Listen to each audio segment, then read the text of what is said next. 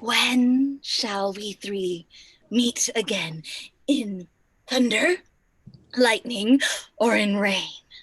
When the hurly-burly's done, when the battle's lost and won. That will be the year of the sun. Where the place? Upon the heath. There to meet with Macbeth. I come, Grey Malkin. Paddock calls. And Fair is foul. And foul is fair. hover through the fog and fill the air.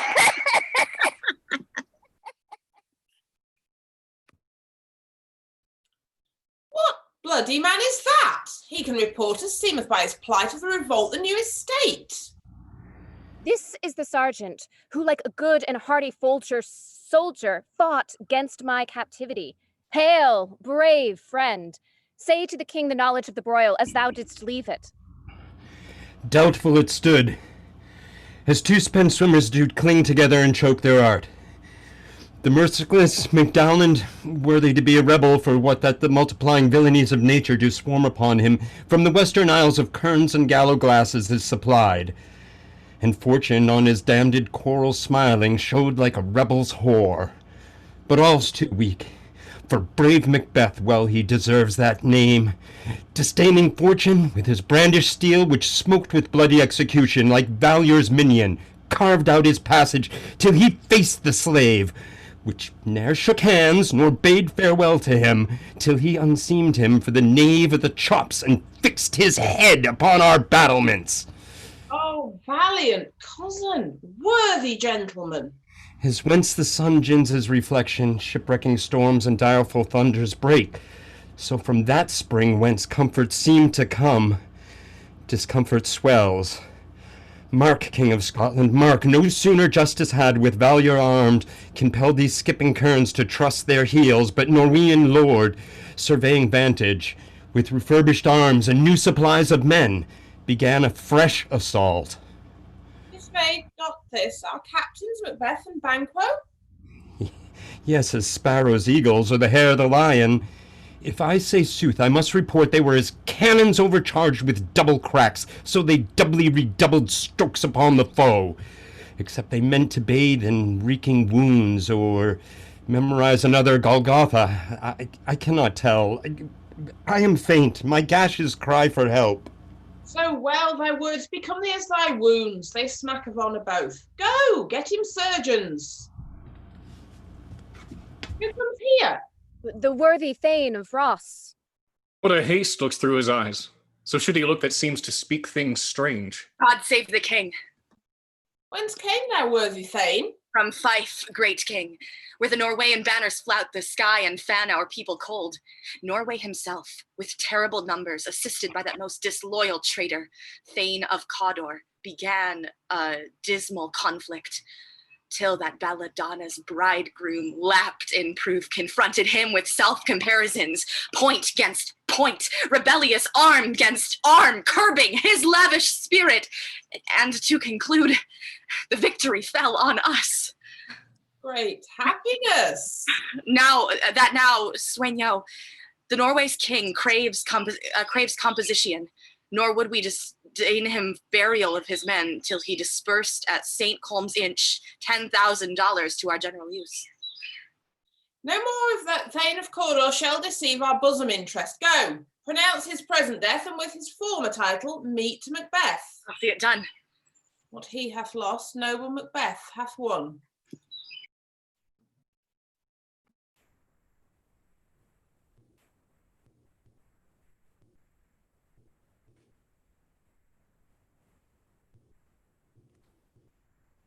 Where hast thou been, sister? Killing swine. Sister, I cannot hear you, sister. Sister, where thou? A sailor's wife had chestnuts in her lap and munched and munched and munched. Give me, quoth I. Aroint thee, witch, the rump-fed Runyon cries. Her husband's to Aleppo gone, master of the tiger. But in a sieve I'll thither sail, and like a rat without a tail, I'll do, and I'll do. I'll give thee a wind. Oh, that's kind. And I another? I myself have all the other, and the very ports they blow, all the quarters that they know, is the shipman's card. I'll drain him, dry as hay. Sleep shall neither night nor day hang upon his penthouse lid. He shall live a man forbid. Weary 7 nights, 9 times 9, shall he dwindle, peak and pine. Though his bark cannot be lost, yet it shall be tempest-tossed. Look what I have. Show me, show me. Oh, here I have a pilot's thumb. Racked as homeward he did come. A drum! A drum! Macbeth does come! The weird sisters, hand in hand, posters of the sea and land. Thus do go about, thrice to thine and thrice to mine. And thrice again to make up 9. Peace the charms wound up. So foul and fair a day I have not seen. How far is it called to forest? What are these? So withered, so wild in their attire that look not like the inhabitants of the earth. Yet are on it. Live you? Or are you aught that man may question? You seem to understand me. Each at once her chappy finger laying upon her skinny lip. Should be women, and yet your beards forbid me to interpret that you are so. Speak if you can, what are you? All hail, Macbeth. Hail to thee, Thane of Glamis. All hail, Macbeth, hail to thee, Thane of Cawdor. All hail, Macbeth, thou shalt be king hereafter. Good sir, why do you start and seem to fear things that do sound so fair? In the name of truth, are you fantastical, or that indeed which outwardly you show? A noble partner, you greet with present grace and great prediction of noble having and of royal hope, that he seems wrapped withal. To me, you speak not. If you can look into the seeds of time and say which grain will grow and which will not, speak then to me, who neither beg nor fear your favors nor your hate. Hail. Hail! Hail! Lesser than Macbeth, and greater. Not so happy, yet much happier. Thou shalt get kings, though thou be none. So all hail, Macbeth and Banquo. Banquo and Macbeth, all hail. Stay, you imperfect speakers, tell me more. By Sinel's death I know I am Thane of Glamis, the How of Cawdor. The Thane of Cawdor lives, a prosperous gentleman, and to be king stands not within the prospect of belief, no more than to be Cawdor.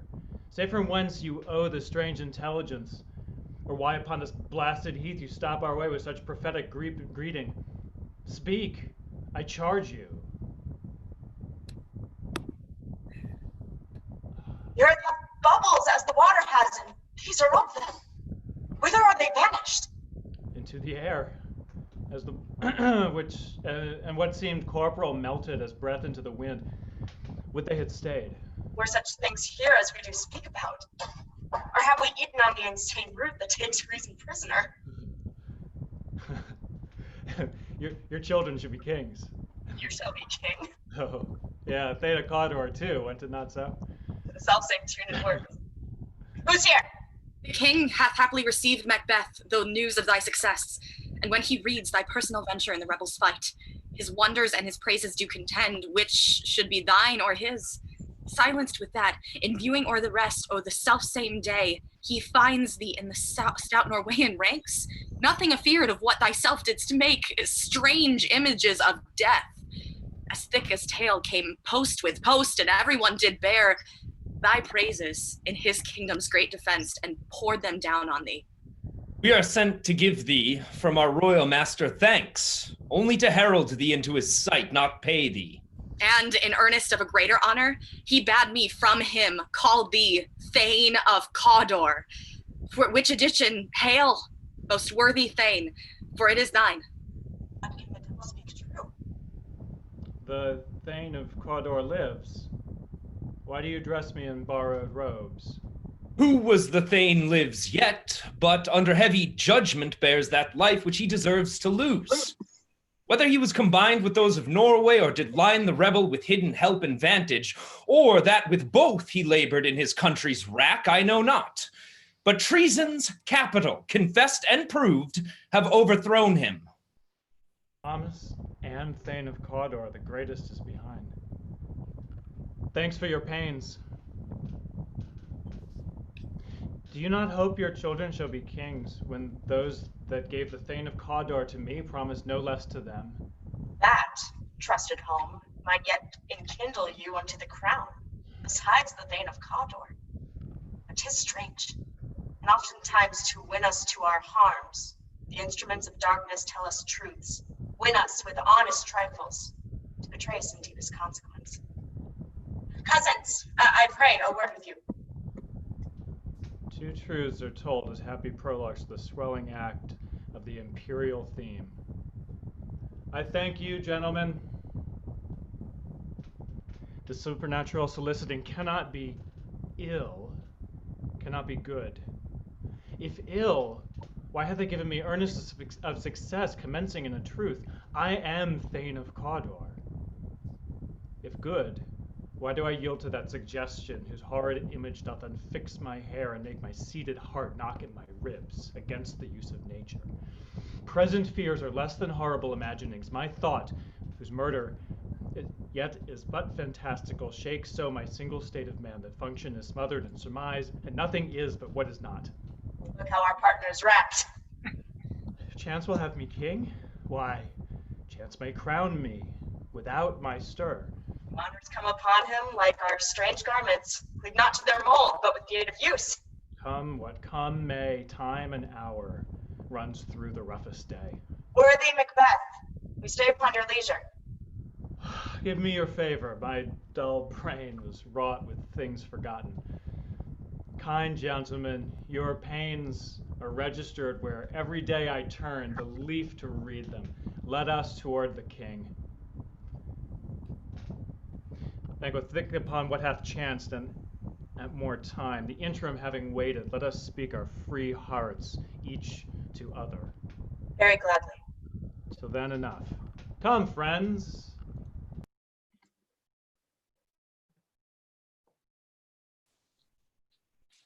Is execution done on Cawdor? Are not those in commission yet returned? My liege, they are not yet come back. But I have spoke with one that saw him die, who did report that very frankly he confessed his treasons, implored your highness's pardon, and set forth a deep repentance. Nothing in his life became him like the leaving it. He died as one that had been studied in his death, to throw away the dearest thing he owned, as 'twere a careless trifle. There's no art to find the mind's construction in the face. He was a gentleman on whom I built an absolute trust. Oh, worthiest cousin, the sin of my ingratitude even now was heavy on me. Thou art so far before that swiftest wing of recompense is slow to overtake thee. But thou hadst less deserved that the proportion both of thanks and payment might have been mine. Only I have left to say, more is thy due, than more than all can pay. The service and the loyalty I owe in doing pays itself. Your highness' part is to receive our duties, and our duties are to your throne and state children and servants, which do but what they should by doing everything safe towards your love and honor. Welcome hither. I have begun to plant thee and will labour to make thee full of growing. Noble Banquo, that thou hast no less deserved, must be known no less to have done so. Let me enfold thee and hold me to thy heart. Bear by grow, the harvest is your own. My plenteous joys, wanton in fullness, seek to hide themselves in drops of sorrow. Sons, kinsmen, thane, and you whose places are the nearest, know we will establish our estate upon our eldest Malcolm, whom we name hereafter the Prince of Cumberland, which honour must not unaccompanied invest him only, but signs of nobleness like stars shall shine on all deservers. From hence to Inverness and bind us further to you. The rest is labor which is not used for you. I'll be myself the harbinger, and make joyful the hearing of my wife with your approach. So humbly take my leave. My worthy Corder. The Prince of Cumberland. That is a step on which I must fall down or leap, for in my way it lies. Stars, hide your fires. Let not light see my black and deep desires. The eye winketh the hand, yet let that be which the eye fears when it is done to see. True, worthy Banquo, he is full so valiant, and in his commendations I am fed. It is a banquet to me. Let's after him, whose care is gone before to bid us welcome. It is a peerless kinsman.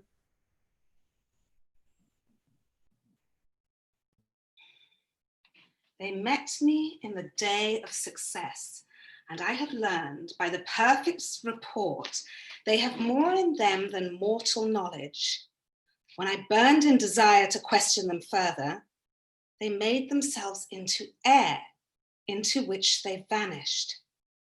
Whilst I stood rapt in the wonder of it, came missives from the king, who all hailed me Thane of Cawdor, by which title before these weird sisters saluted me and referred me to the coming on of time with, Hail, King that shalt be.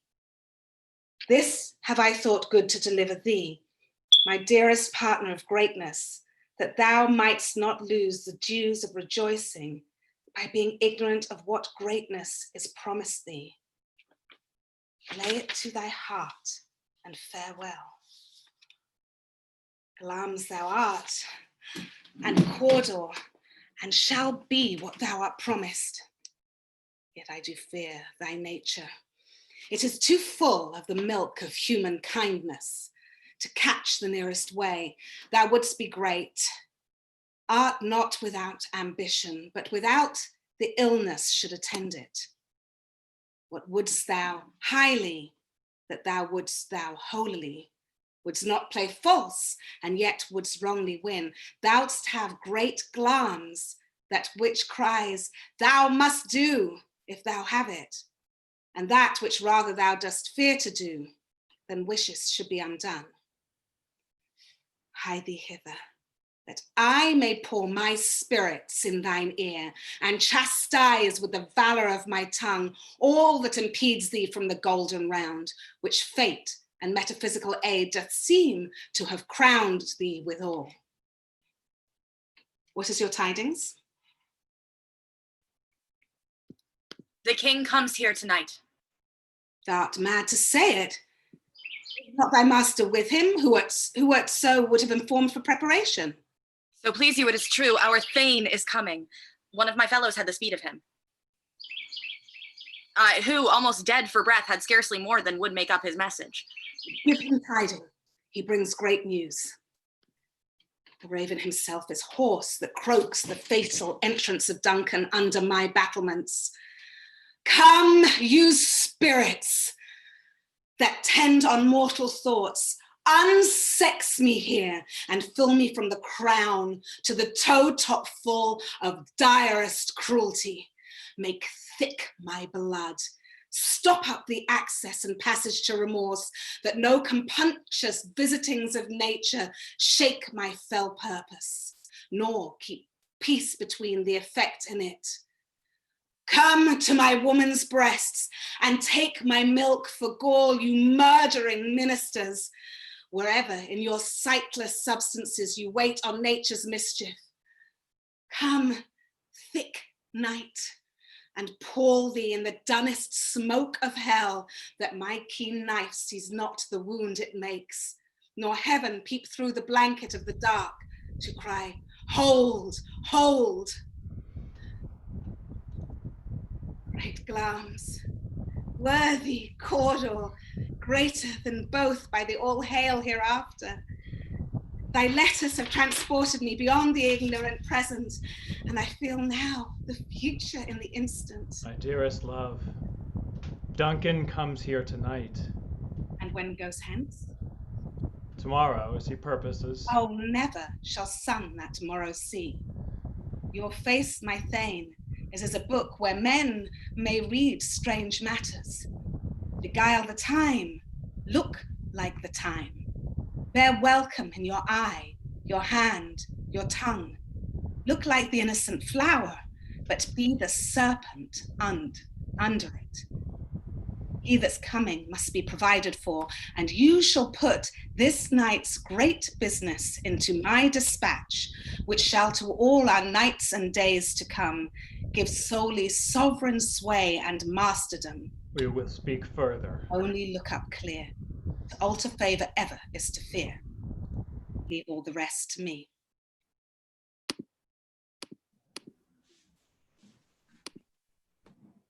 This castle hath a pleasant seat. The air nimbly and sweetly recommends itself unto our gentle senses. This guest of summer, the temple hunting martlet, does approve. By his loved masonry that the heaven's breath smells wooingly here. No jutty, frieze, buttress, no coign of vantage, but this bird hath made his pendant bed and procreant cradle, for they most breed and hunt, I have observed. Here is delicate. See our honoured hostess, the love that follows us sometimes is our trouble, which still we thank as love. Herein I teach you how you shall bid God Ildes for your pains and thank us for your trouble. All our service, in every point twice done and then done double, were poor and single business to contend against those honours deep and broad wherewith your majesty loads our house. For those of old and the late dignities heaped up to them, we rest your hermits. Where's the Thane of Cawdor? We coursed him at the heels and had a purpose to be his purveyor, but he rides well, and his great love, sharp as his spur, hath helped him to his home before us. Fair and noble hostess, we are your guests tonight. Your servants ever have theirs themselves, and what is theirs in compt, to make their audit at your highness's pleasure, still to return your own. Give me your hand. Conduct me to mine host. We love him highly, and shall continue our graces towards him. By your leave, hostess.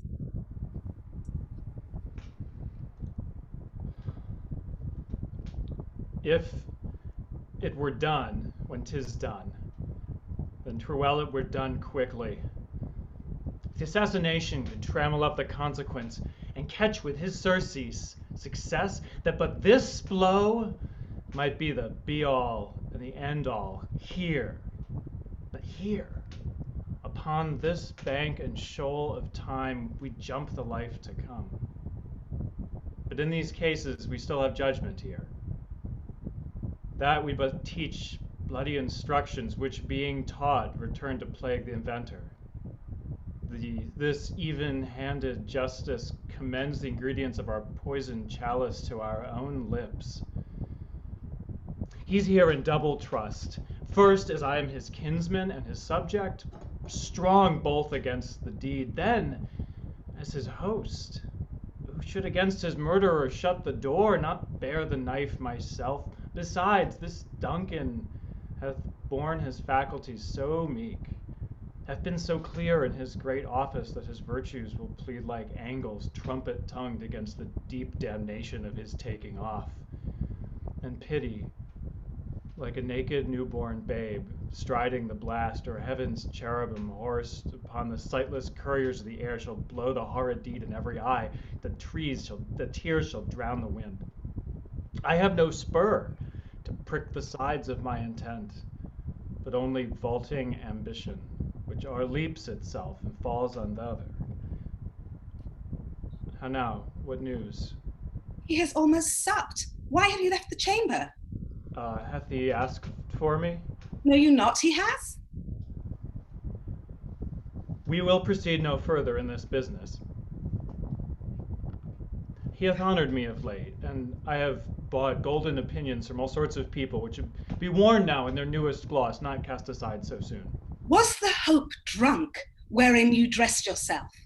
Hath it slept since, and wakes it now to look so green and pale at what it did so freely? From this time, such I account thy love. Art thou afeard to be the same in thine own act and valour as thou art in desire? Wouldst thou have that which thou esteemest the ornament of life, and live a coward in thine own esteem, letting I dare not wait upon I would, like the poor cat in the adage? Prithee, peace. I dare do all that may become a man. Who dares do more is none. What beast was it then that made you break this enterprise to me? When you durst do it, then you were a man. And to be more than what you were, you would be so much more the man. Nor time, nor place did then adhere, and yet you would make both. They have made themselves, and that their fitness now does unmake you. I have given suck, and know how tender 'tis to love the babe that milks me.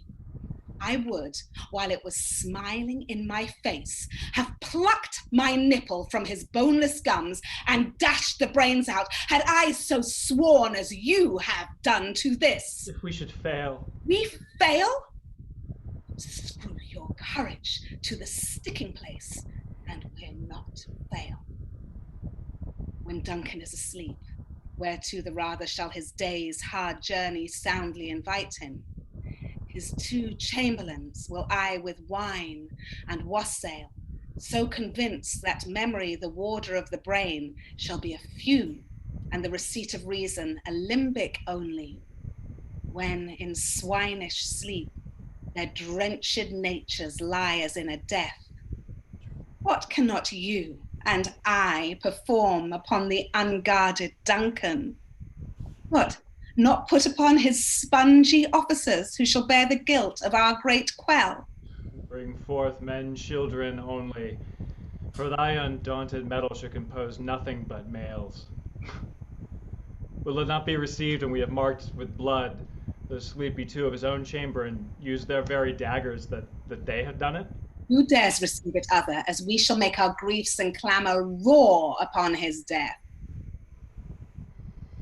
I am settled and bent up, each corporal agent to this terrible feat. Away and mock the time with fairest show. False face must hide what the false heart doth know.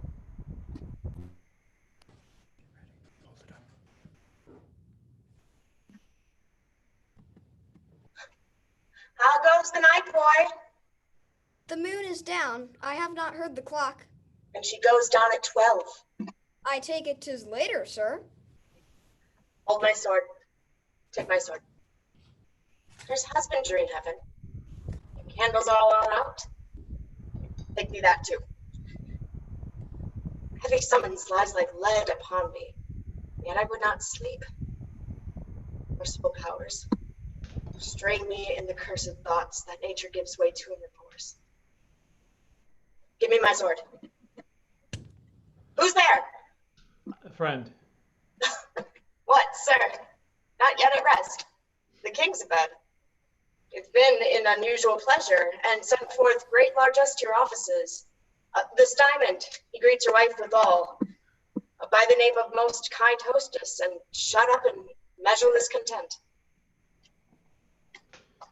Being unprepared, our will became the servant to defect, which else should free have wrought. All's well. I dreamt last night of the 3 weird sisters. To you they have shown some truth. I think not of them. Yet, when we can entreat an hour to serve, we would spend it in some words upon that business, if you would grant the time. At your kindest leisure. If you shall cleave to my consent, when 'tis, shall make honor for you. So I lose none in seeking to augment it, but still keep my bosom franchised and allegiance clear. I shall be counseled. Good repose the while. Thanks, sir. The like too. Good bid thy mistress, when my drink is ready, she strike upon the bell. Go thee to bed. Is this a dagger, which I see before me? The handle toward my hand? Come, let me clutch thee. I have thee not, and yet I see thee still. Art thou not, fatal vision, sensible to feeling as to sight? Or art thou but a dagger of the mind, of false creation, proceeding from the heat-oppressed brain? I see thee yet, in form as palpable as this which now I draw. Thou marshallest me the way that I was going, and such an instrument I was to use.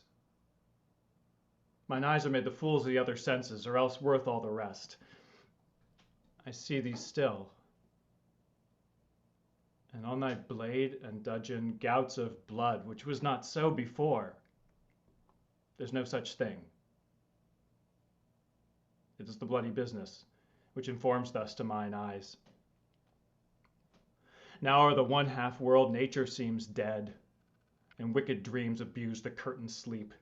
Witchcraft celebrates pale Hecate's offerings, and withered murdered, alarmed by his sentinel, the wolf, whose howls his watch, thus with his stealthy pace, with Tarquin's ravishing strides, towards his design moves like a ghost. Thou, sure and firm-set earth, hear not my steps, which way they walk, for fear thy very stones prate of my whereabouts, and take the present horror from the time which now suits with it. Was I threat? He lives. Words to the heat of deeds, too cold breath gives. I go, and it is done. The bell invites me. Hear it not, Duncan, for it is a knell that summons thee to heaven or to hell. That which hath made them drunk hath made me bold. What hath quenched them hath given me fire. Hark! Peace. It was the owl that shrieked, the fatal bellman, which gives the sternest good night. He is about it. The doors are open, and the surfeited grooms do mock their charges with snores. I have drugged their possets, that death and nature do contend about them, whether they live or Who's there? Well, Alack, I'm afraid they have awaked, and 'tis not done. The attempt and not the deed confounds us. Hark! I laid the daggers ready, he could not miss them. Had he not resembled my father as he slept, I'd have done it. My husband? I've done the deed. Didst thou not hear a noise? I heard the owl scream and the crickets cry. Did not you speak? When? Now. Has that descended? Aye. Hark! Who lies in the second chamber? Donalbain. It's a sorry sight. A foolish thought to say a sorry sight. As one did laugh in his sleep, and one cried murder, that they did wake each other. I stood and heard them, and they did say their prayers and addressed them again to sleep. There are two lodged together. One cried, God bless us, and amen the other, as they had seen me with these hangman's hands. Listening their fear, I could not say amen when they did say God bless us. Consider it not so deeply. But wherefore could I not pronounce amen? I had most need of blessing, and amen stuck in my throat. These must not be thought after these ways, so it will make us mad. Methought I heard a voice cry, sleep no more. Macbeth does murder sleep. The innocent sleep. Sleep that knits up the raveled sleeve of care. The death of each day's life, sore labors, bath, balm of hurt minds, great nature's second course, chief nourisher in life's feast. What do you mean? Still it cried, sleep no more, to all the house. Glamis hath murdered sleep, and therefore Cawdor shall sleep no more. Macbeth shall sleep no more. Who was it that thus cried? Why, worthy Thane, you do unbend your noble strength to think so brain-sickly of things. Go get some water and wash this filthy witness from your hand. Why did you bring these daggers from the place? They must lie there. Go carry them and smear the sleepy grooms with blood. I'll go no more. I'm afraid to think on what I've done. Look on it again, I dare not. Firm of purpose, give me the daggers. The sleeping and the dead are but as pictures. 'Tis the eye of childhood that fears a painted devil.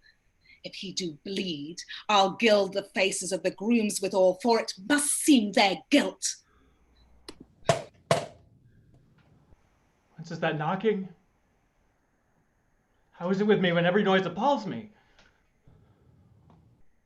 What hands are here? I pluck out mine eyes. Will great Neptune's ocean wash this blood clean from my hand? No. This my hand will rather the multitudinous seas incarnadine, making the green one red. My hands are of your colour, but I shame to wear a heart so white. Hear a knocking at the south entry. Retire we to our chamber. A little water clears us of this deed. How easy is it then?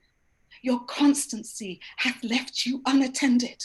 Hark, more knocking. Get on your nightgown, lest occasion call us, and show us to be watchers. Be not lost so poorly in your thoughts. To know my deed, 'twere best not know myself. Wake, Duncan, with thy knocking. I would thou couldst.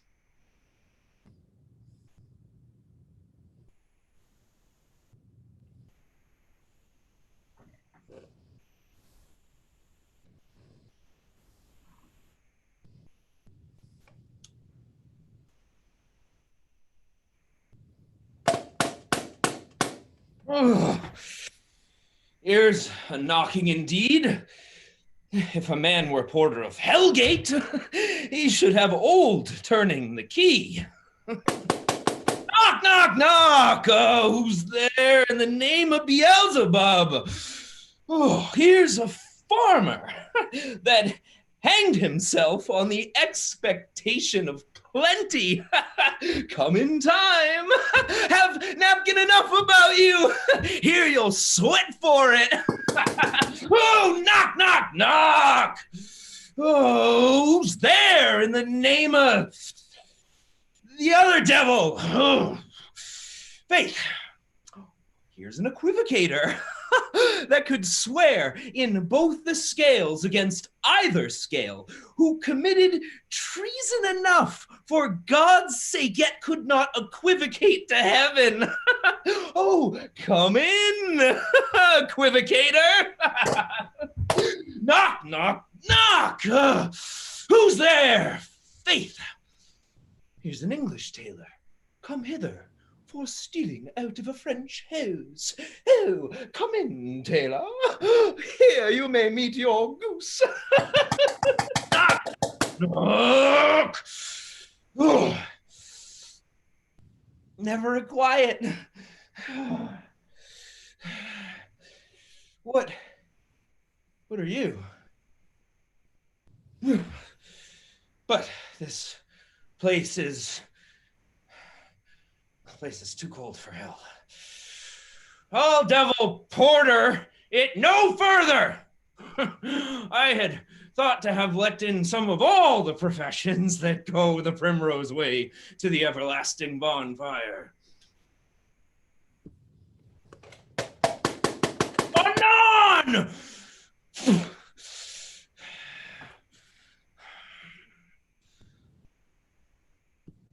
I pray you, remember the porter. Was it so late, friend, ere you went to bed, that you do lie so late? Hey, sir, we were carousing till the second cock, and drink, sir, is a great provoker of three things. What three things does drink especially provoke? Marry, sir, nose painting, sleep, and urine. Lechery, sir, it provokes and unprovokes. It provokes the desire, but it takes away the performance. Therefore, much drink may be said to be an equivocator with lechery. It makes him and it mars him. It sets him on and it takes him off. It persuades him and it disheartens him, makes him stand to and not stand to. In conclusion, equivocates him in a sleep and giving him the lie, leaves him. I believe drink gave thee the lie last night. That it did, sir, the very throat of me. But I requited him for his lie, and I think, being too strong for him, though he took up my legs sometime, yet I made a shift to cast him. Is thy master stirring? Our knocking has awakened him. Here he comes.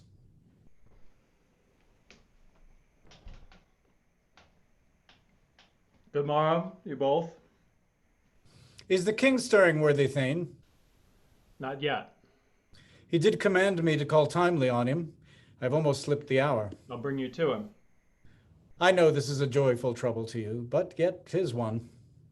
The labor we delight in physics pain. This is the door. I'll make so bold to call, for 'tis my limited service. Goes the king hence today? He does. He did appoint so. The night has been unruly. Where we lay, our chimneys were blown down, and, as they say, lamentings heard of the air, strange screams of death, and prophesying with accents terrible, of dire combustion and confused events new hatched the woeful time. The obscure bird clamored the livelong night. Some say the earth was feverous and did shake. 'Twas a rough night. My young remembrance cannot parallel a fellow to it. Oh! Horror! Horror! Horror! Tongue nor heart cannot conceive nor name thee. What's the matter? Confusion now hath made his masterpiece. Most sacrilegious murder hath broke ope the Lord's anointed temple and stole thence the life of the building. What did you say? The life? Mean you his majesty? Approach the chamber and destroy your sight with a new Gorgon. Do not bid me speak. See, and then speak for yourselves. Awake! Awake! Ring the alarm bell! Murder and treason! Banquo and Donalbain, Malcolm, awake! Shake off this downy sleep, death's counterfeit, and look on death itself. Up, and see the great doom's image. Malcolm, Banquo, as from your graves rise up and walk like sprites to countenance this horror. Ring the bell! Ring the bell! What's the business that such a hideous trumpet calls to parley the sleepers of the house? Speak, speak. Oh, gentle lady, 'tis not for you to hear what I can speak. The repetition in a woman's ear would murder as it fell. Oh, Banquo, Banquo, our royal master's murdered. What? What, in our house? Too cruel, anywhere. Dear Tuff, I prithee contradict thyself and say it is not so. Look at her! Had I but died an hour before this chance, I had lived a blessed time. For from this instant, furious immortality, all's but toys. Not toys. Renown and grace is dead. The wine of life is drawn, and the mere lees is left to vault this vault to brag of. What is amiss?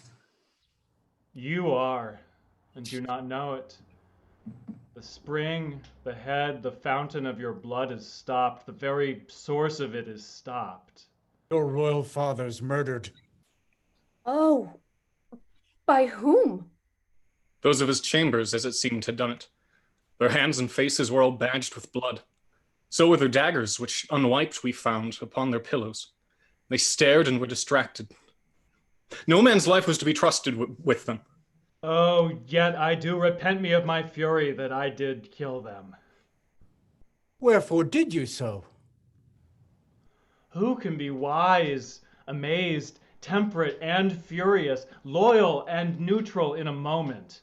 No man. The expedition of my violent love outran run the pause of reason. Here lay Duncan.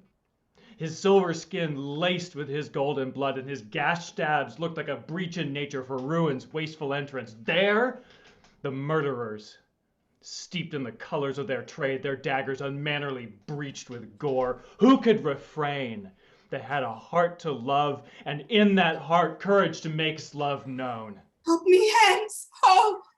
Look to the lady. Why do we hold our tongues that most may claim this argument for hours? What should be spoken here, where our fate, hidden in augur hole, may rush and seize us? Let's away. Our tears are not yet brewed.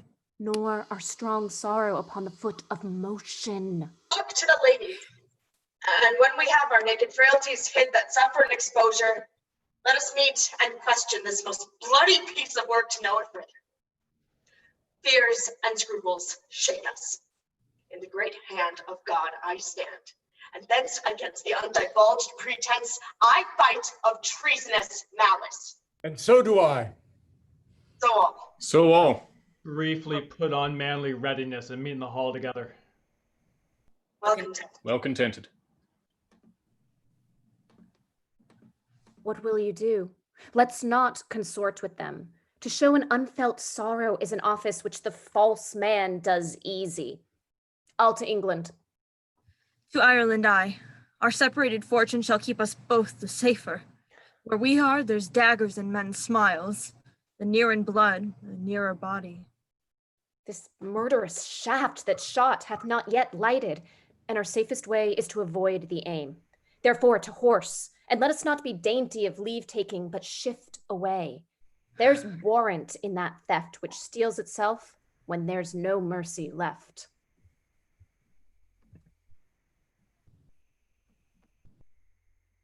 Threescore and 10 I can remember well, within the volume of which time I've seen hours dreadful and things strange, but this sore night hath trifled former knowings. Good father, thou seest the heavens is troubled with man's acts, threatens his bloody stage. By the clock 'tis day, and yet dark night strangles the traveling lamp. It's night predominance o'er the day's shame, that darkness does face of earth and tomb when living light should kiss it.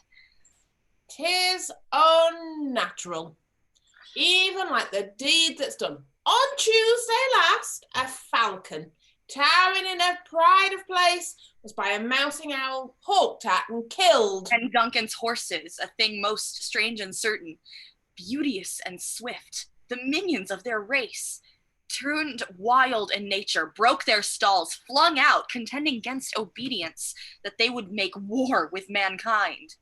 'Tis said they eat each other. They did so, to the amazement of mine eyes that looked upon it. Here comes the good Macduff. How goes the world, sir?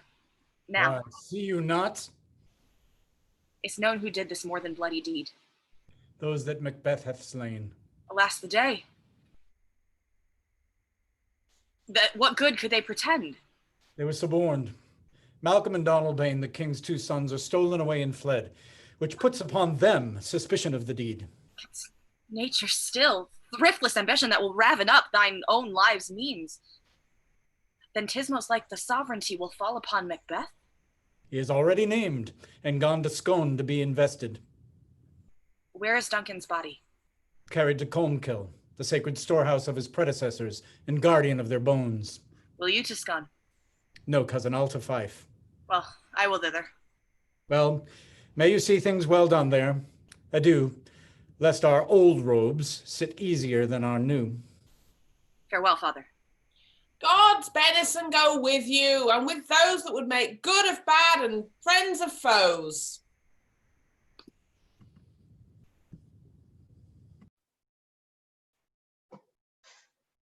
Thou hast it now, King, Cawdor, Glamis, all as the weird woman promised.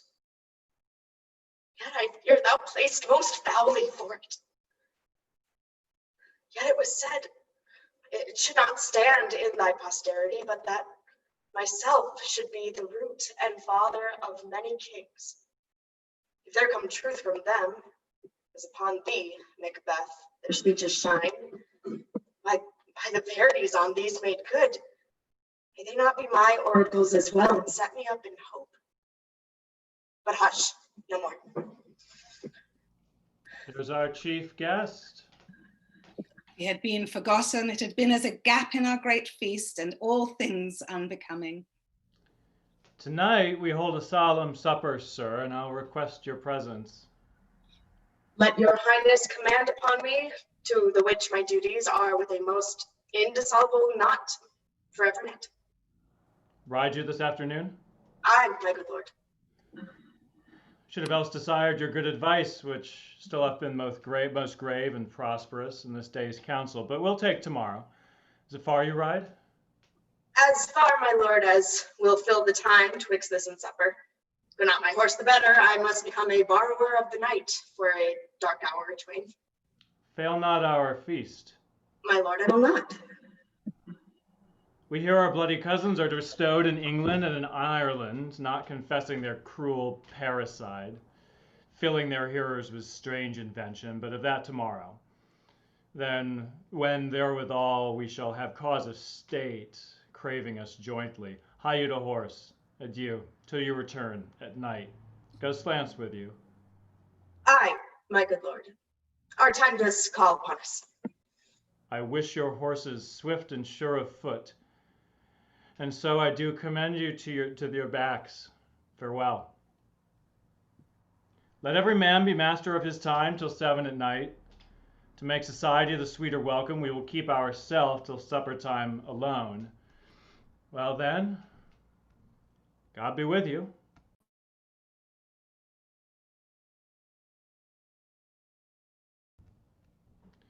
Sir, I'll word with you. Attend those men our pleasure. They are, my lord, without the palace gate. Bring them before us. To be thus is nothing, but to be safely thus. Our fears in Banquo stick deep, and in his royalty of nature reigns that which would be feared. 'Tis much he dares, and to that dauntless temper of his mind he hath a wisdom that doth guide his valor to act in safety. There is none but he whose being I do fear, and under him my genius is rebuked, as it is said Mark Antony's was by Caesar. He chid the sisters when first they put the name of king upon me, then bade them speak to him. Then, prophet-like, they hailed him father to a line of kings. Upon my head they placed a fruitless crown and put a barren scepter in my grip. Thence to be wrenched with an unlineal hand, no son of mine succeeding.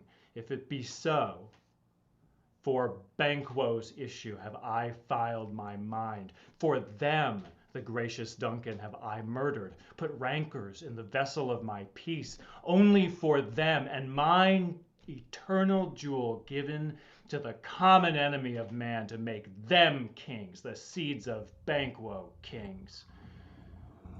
Rather than so, come fate into the list and champion me to the utterance. Who's there? Now go to the door and stay there till we call. Was it not yesterday we spoke together? It was, so please your highness. Well then, now, have you considered of my speeches? Know that it was he, in times past, which held you so under fortune that which you thought had been our innocent self. This I made good to you in our last conference, passed in probation with you, how you were born in hand, how crossed, the instruments, who wrought with them, and all things else that might to half a soul and to a notion craze say, thus did Banquo. You made it known to us. I did so. And I went further, which is now our point of second meeting. Do you find your patience so predominant in your nature that you can let this go? Are you so gospel to pray for this good man and his issue, whose heavy hand hath bowed you to the grave and beggared yours forever? We are men, my liege. Aye. In a catalogue you go for men, as hounds, greyhounds, mongrels, spaniels, curs, shoves, water dogs, and demi-wolves are clept all by the name of dogs. The valued file distinguishes the swift, the slow, the The subtle, the housekeeper, the hunter, every one according to the gift which bounteous nature hath in him closed, whereby he does receive particular addition from the bill that writes them all alike. And so of men. Now, if you have a station in the file, not in the worst rank of manhood, say it. And I will put that business in your bosoms whose execution takes your enemy off, grapples you to the heart and love of us, who wear our health but sickly in this life, which in his death were perfect. I am one, my liege, whom the vile blows and buffets of the world hath so incensed that I am reckless what I do to spite the world. And I another, so weary with disasters, tugged with fortune, that I would set my life on any chance to mend it or be rid on it. Both of you know Banquo was your enemy. True. Yes, my lord. So is he mine. And in such bloody distance that every minute of his being thrusts against my nearest of life, and though I could, with barefaced power, sweep him from my sight, and bid my will avouch it, yet I must not, for certain friends that are both his and mine, whose loves I may not drop, but wail his fall, who I myself struck down. And thence it is that I to your assistance do make love, masking the business from the common eye for sundry weighty reasons. We shall, my lord, perform what you command us. Through our Your lives. spirits shine through you. Within this hour at most, I will advise you where to plant yourselves, acquaint you with the perfect spy of the time, the moment on it, for it must be done tonight. And something from the palace. Always thought that I require a clearness. And with him, to leave no rugs nor botches in the work. And with him, Fleance, his son, that keeps him company, whose absence is no less material to me than his father's, must embrace the fate of that dark hour. Resolve yourselves apart. I'll come to you anon. We are resolved, my lord. Call upon you straight. Abide within. That's concluded. Banquo, till thy soul's flight, if it find heaven, must find.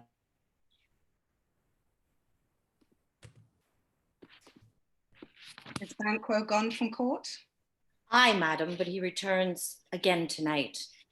Say to the king I would attend his leisure for a few words. Madam, I will. Naught's had, all spent, where our desire is got without content.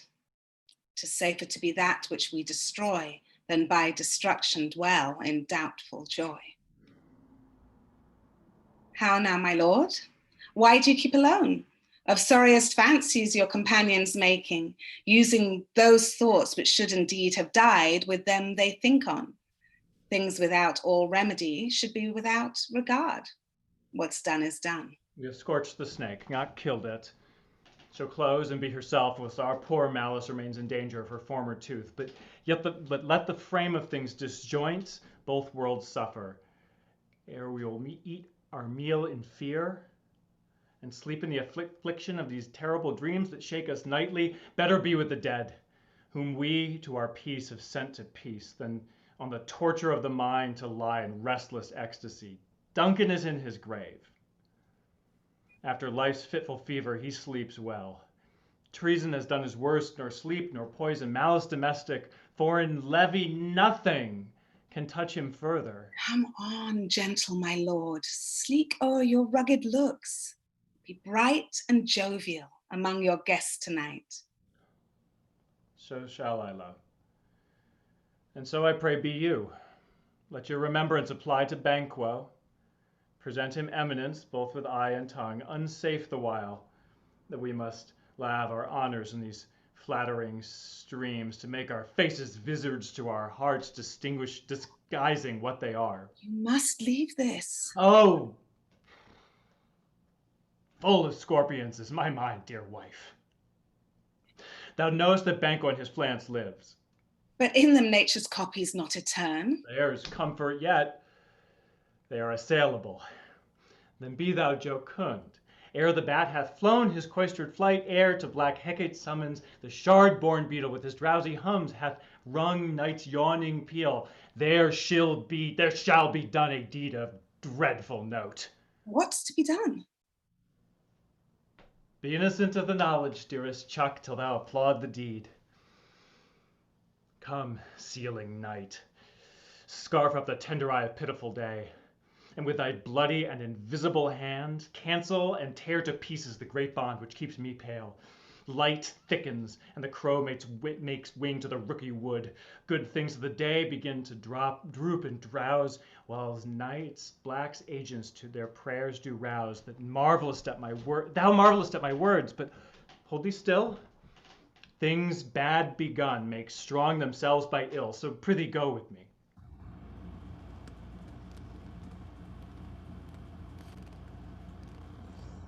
Who did bid thee join with us?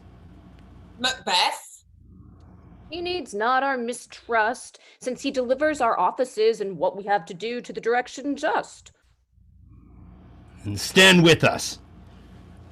The west yet glimmers some streaks of day, now spurs the latest traveler apace to gain timely in, and near approaches the subject of our watch. Hark! I hear voices, horses. Light there, ho! Then 'tis he. The rest that are within the note of expectation already are in the court. His horses go about. Almost a mile, but he does usually, so all men do, from hence the palace gate make it their walk. A light! A light! 'Tis he! Stand to it! Will be rain tonight. Let it come down! Ah! Ah! Ah! Revenge!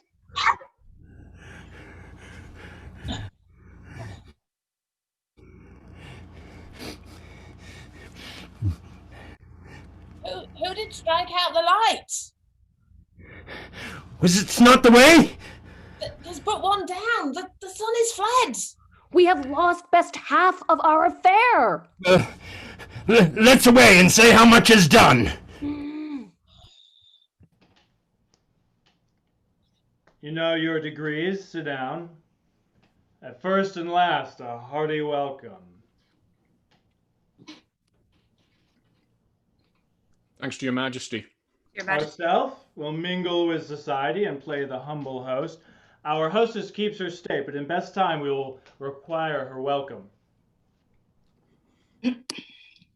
Pronounce it for me, sir, to all our friends, for my heart speaks they are welcome.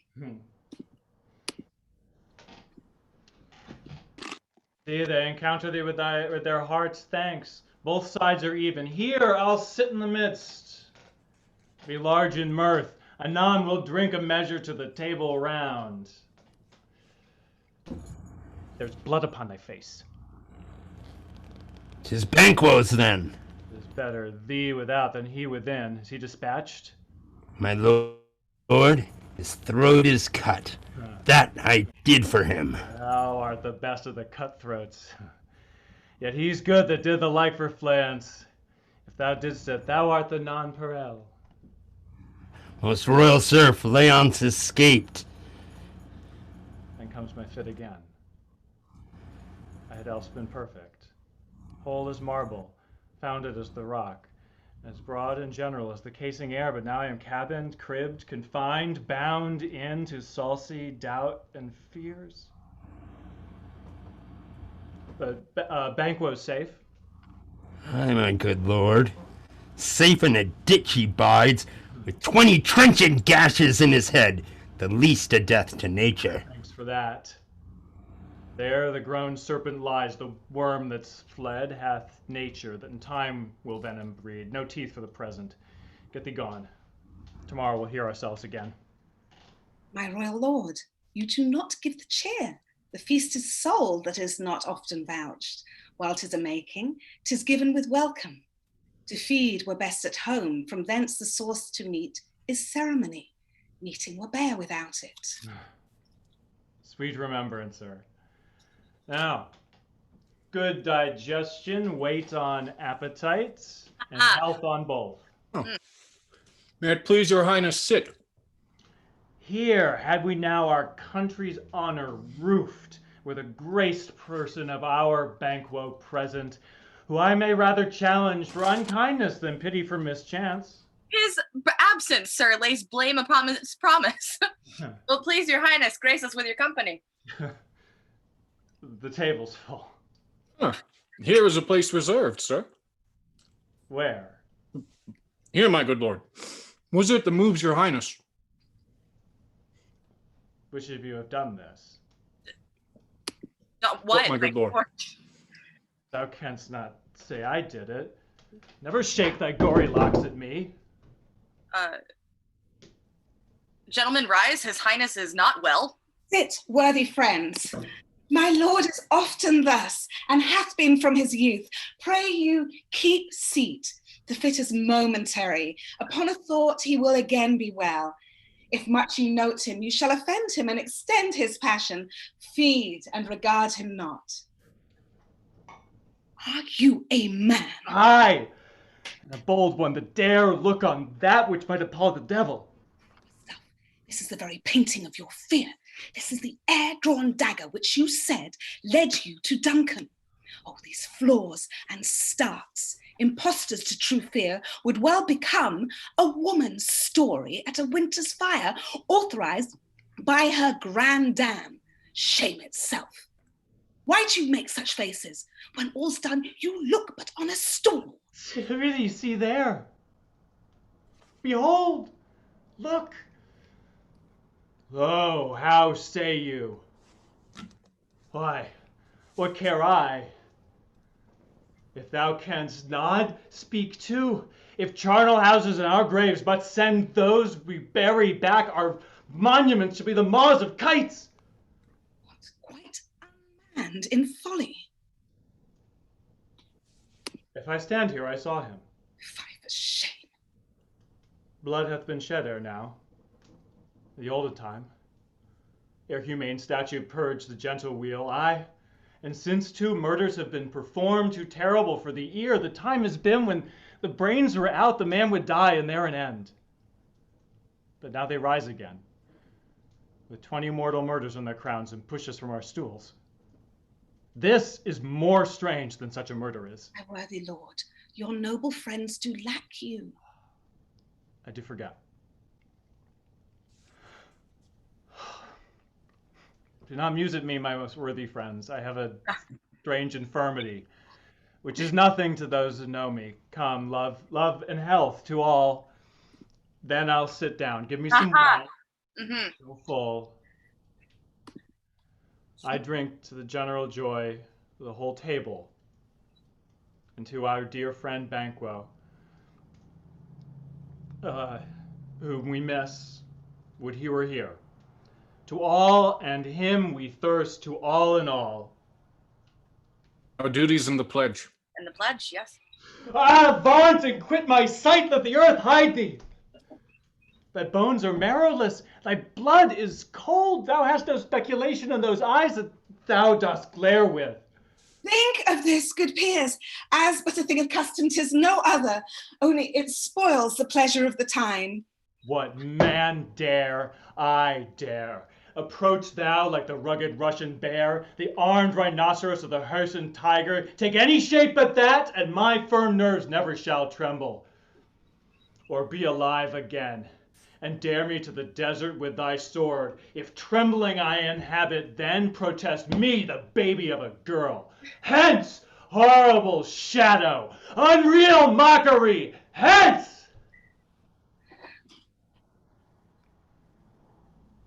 Why so, being gone, I am a man again. Pray you sit still. You have displaced the mirth, broke the good meeting with most admired disorder. Such things be, and overcome us like a summer's cloud without our special wonder. You make me strange, even to the disposition that I owe, when now I think you can behold such sights and keep the natural ruby of your cheeks, and mine is blanched with fear. What sights, my lord? I pray you, speak not. He grows worse and worse. Questions enrage him. At once, good night, and stand not upon the order of your going, but go at once. Good night, and better health attend his majesty. A kind good night to all. It will have blood, they say. Blood will have blood.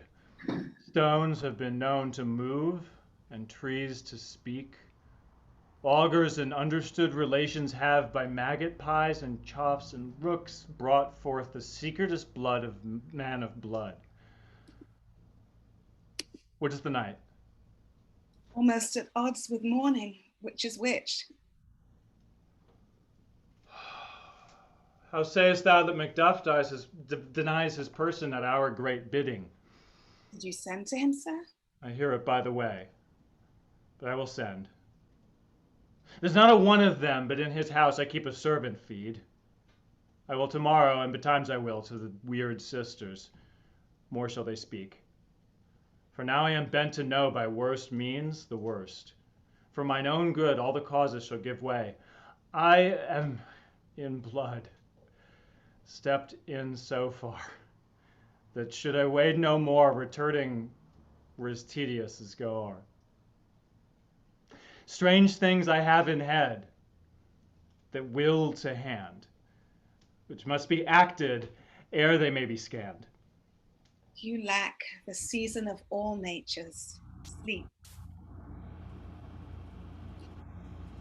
Come, will to sleep. My strange and self-abuse is the initiate fear that wants hard use. We are but yet young indeed.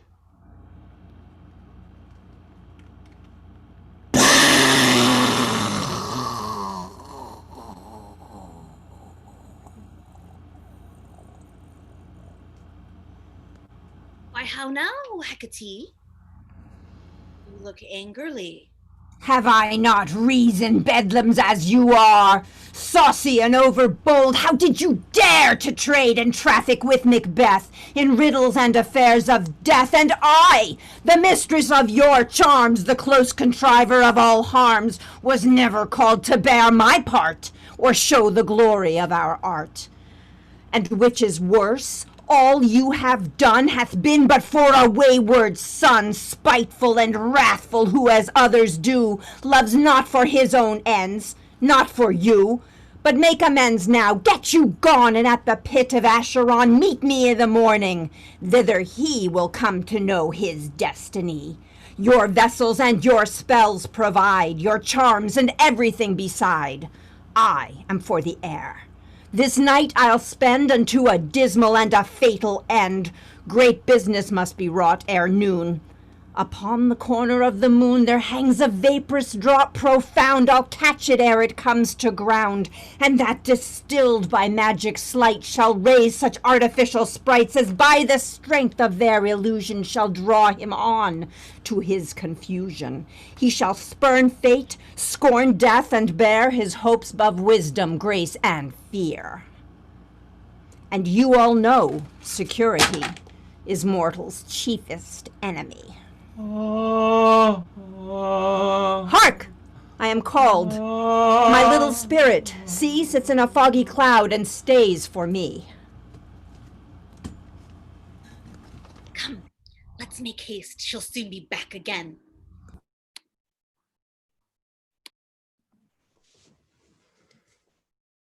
My former speeches have but hit your thoughts, which can interpret farther. Only I say, things have been strangely born. The gracious Duncan was pitied of Macbeth, marry, he was dead. And the right valiant Banquo walked too late, whom you may save, please you, Fleance killed, for Fleance fled. Men must not walk too late.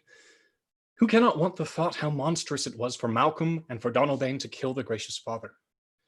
Damned fact, how it did grieve Macbeth. Did he not straight in pious rage the two delinquents tear that were the slaves of drink and thralls of sleep? Was that not done nobly done? Aye, and wisely too, for it would have angered any heart alive to hear the men deny it. So that I say, he has borne all things well. And I do think that had he Duncan's sons under his key, as an't please heaven he shall not, they should find what 'twere to kill a father. So should Fleance. But peace, for from broad words and cause he failed his presence at the tyrant's feast. I hear Macduff lives in disgrace. Sir, can you tell where he bestows himself? The son of Duncan, from whom this tyrant holds the due of birth, lives in the English court and is received of the most pious Edward with such grace that the malevolence of fortune nothing takes from his high respect. Thither Macduff is gone to pray the holy king upon his aid to wake Northumberland and warlike seaward, that by the help of these, with him above to ratify the work, we may again give to our tables meat, sleep to our nights, free from our feasts and banquets bloody knives, do faithful homage, and receive free honors, all which we pine for now. And this report has so exasperate the king that he prepares for some attempt of war. Sent he to Macduff? He did, and with an absolute "Sir, not I," the cloudy messenger turns me his back and hums, as who should say, "You'll rue the time that clogs me with this answer." And that well might advise him to a caution to hold what distance his wisdom can provide. Some holy angel fly to the court of England and unfold his message ere he come, that a swift blessing may soon return to this our suffering country under a hand accursed. I'll send my prayers with him.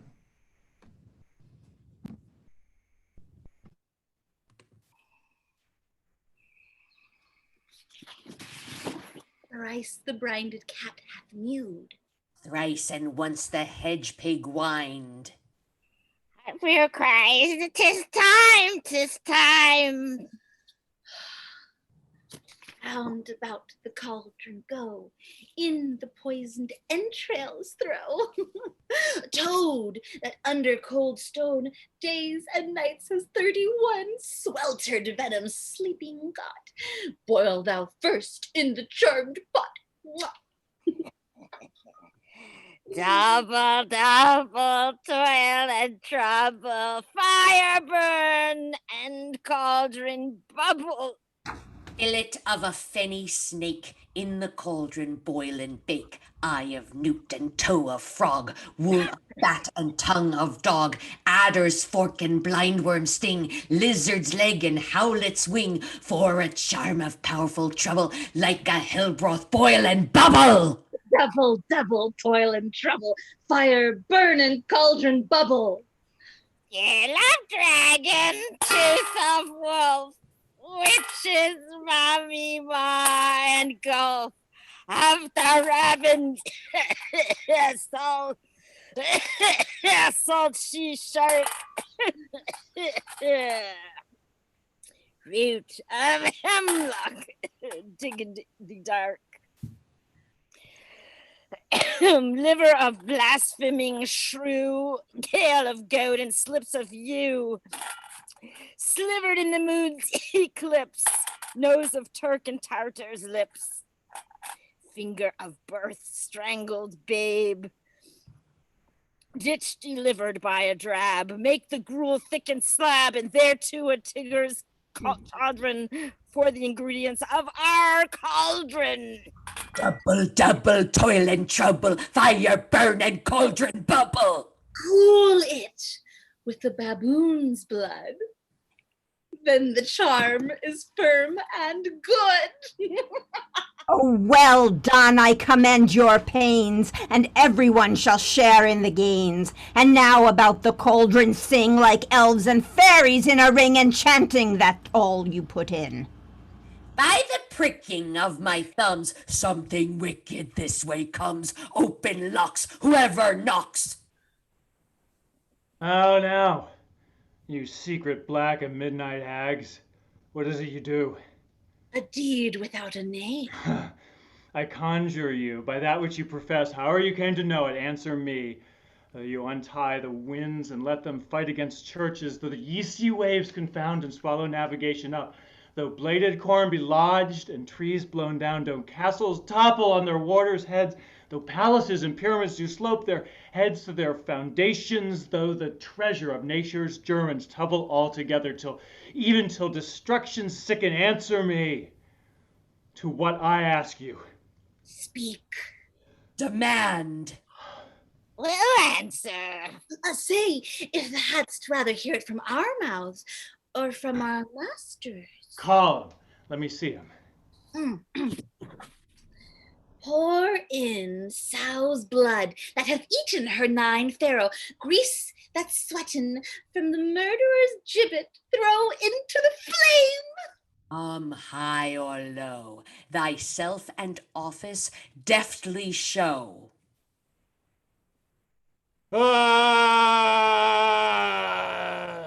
Oh, tell me, thou unknown power. He knows thy thought. Hear his speech, but say thou not. Macbeth! Macbeth!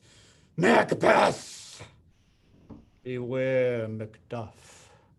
Beware the Thane of Fife. Dismiss me. Enough. Whatever thou art, for thy good caution thanks. Thou hast harped my fear aright. But one word more. He will not be commanded. Here's another, more potent than the first. Macbeth! Macbeth! Macbeth! Had I 3 ears, I'd hear thee. Be bloody, bold, and resolute. Laugh to scorn the power of man. For none of woman born shall harm Macbeth. Then live, Macduff. What need I fear of thee? And yet I'll make assurance double sure, and take a bond of fate. Thou shalt not live, that I may tell pale-hearted fear it lies, and sleep in spite of thunder. What is this? This rises like the issue of a king, and wears upon his baby brow the round and top of sovereignty. Listen, but speak not to it.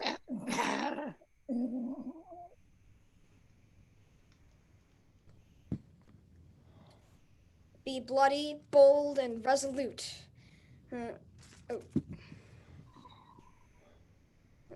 Be lion-mettled, proud, and take no care who chafes, who frets, or where conspirers are. Macbeth shall never vanquished be, until great Burnham wood to high Dunsinane hill shall come against him. There'll never be. Who can impress the forest, bid the tree to unfix his earthbound root? Sweet bodements, good. Rebellious dead, rise never till the wood of Burnham rise. And our high-placed Macbeth shall live the lease of nature, pay his breath till to time and mortal custom. Yet my heart throbs to know one thing. Tell me, if your art can tell so much, shall Banquo's issue ever reign in this kingdom? Seek to know no more. I will be satisfied. Deny me this, and eternal curse fall on you. Let me know. Why sinks that cauldron? What noise is this? Show. Show! Show. Show his eyes and grieve his heart. Come like shadows, so depart.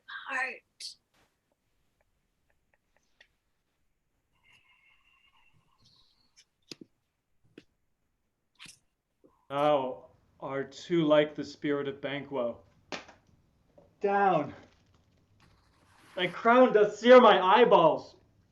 And thy hair, thou other gold-brown bow is like the first, brow is like the first, and the third is like the former, filthy hags. Why do you show me this? A fourth?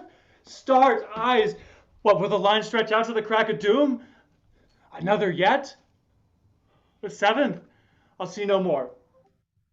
And yet the eighth appears, who bears a glass which shows many more. And some I see that twofold balls and treble scepters carry. Horrible sight! Now I see 'tis true. For the blood-boltered Banquo smiles upon me, and points at them for his. What? Is this so? Aye, sir. All this is so. But why stands Macbeth thus amazedly?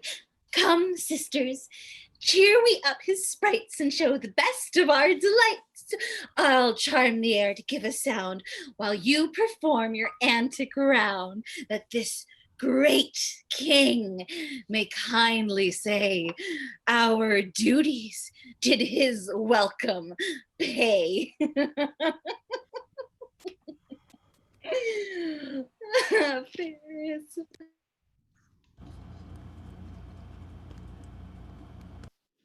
Where are they? Gone? Oh, let this pernicious hour stand accursed in the calendar. Come in without there. What's your grace's will? Saw you the weird sisters? No, my lord. Came they not by you? No, indeed, my lord. Infected be the air whereon they ride, and damned all them who trust them. I did hear the galloping of a horse. Who was it came by?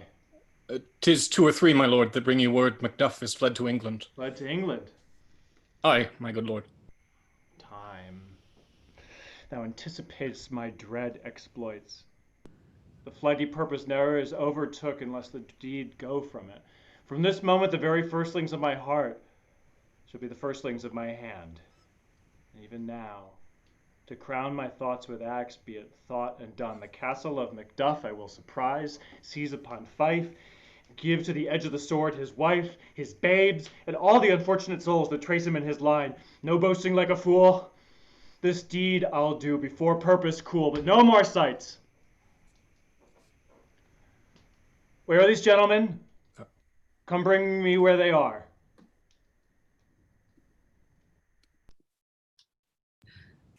What had he done to make him fly the land? You must have patience, madam. Had none. His flight was madness. When our actions do not, our fears do make us traitors. You know not whether it was his wisdom or his fear. Wisdom. To leave his wife, to leave his babes, his mansion, and his titles in a place from whence himself does fly. He loves us not. He wants the natural touch. For the poor wren, the most diminutive of birds, will fight her young ones in the nest against the owl. All is the fear, and nothing is the love. As little is the wisdom, where the flight so runs against all reason. My dearest coz, I pray you, school yourself. But for your husband, he is noble, wise, judicious, and best knows the fit of the season. I dare not speak much further, but cruel are the times, and when we are traitors and do not know ourselves, when we hold rumor from what we fear, yet know not what we fear, but float upon a wind and violent sea, each way shall move. I take up my leave of you. It shall not be long, but I'll be here again. Things at the worst will cease or climb upward to what they were before. My pretty cousin, blessings upon you. Fathered he is, and yet he's fatherless. I am so much a fool. Should I stay longer, it would be my disgrace and your discomfort. I take my leave at once.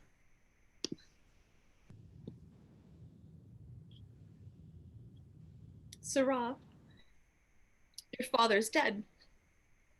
And what will you do now? How will you live? As birds do, mother. What? With worms and flies?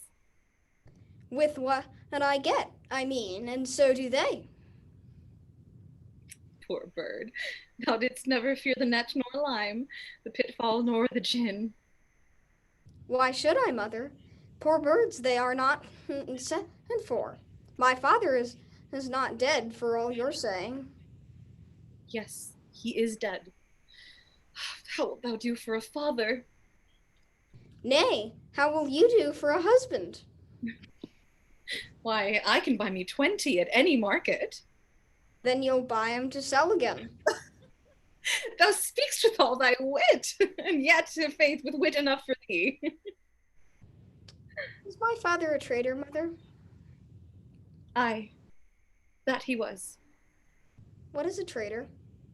Why, one that swears and lies. And be all traitors that do so? Everyone that does so is a traitor and must be hanged. And must they all be hanged that swear and lie? Everyone. Who must hang them? Why, the honest men. Then the liars and swearers are fools, for there are liars and swearers enough to beat the honest men and hang up them. Oh, God help thee, poor monkey. Oh, but how wilt thou do for a father? If he were dead, you'd weep for him. If you would not, it were a good sign that I should quickly have a new father. Poor prattler, how thou talk'st.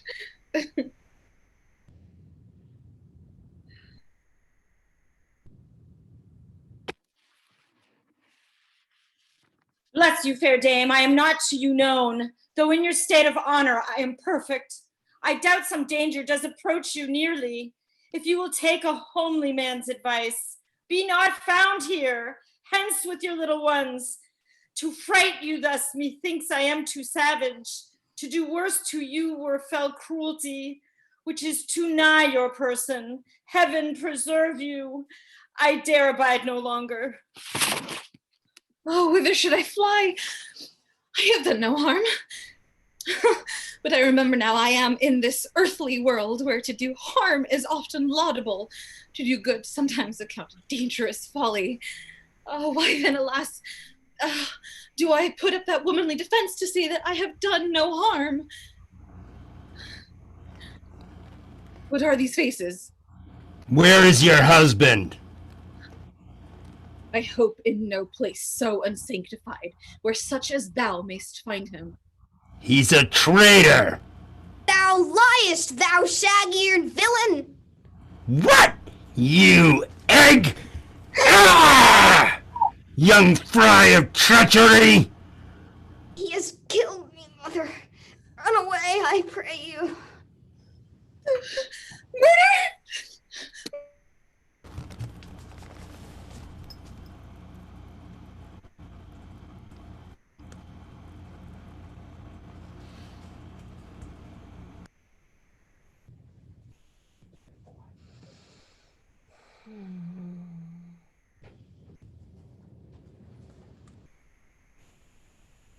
What a cold day in England it is. Let us seek out some desolate shade, and there weep our sad bosoms empty.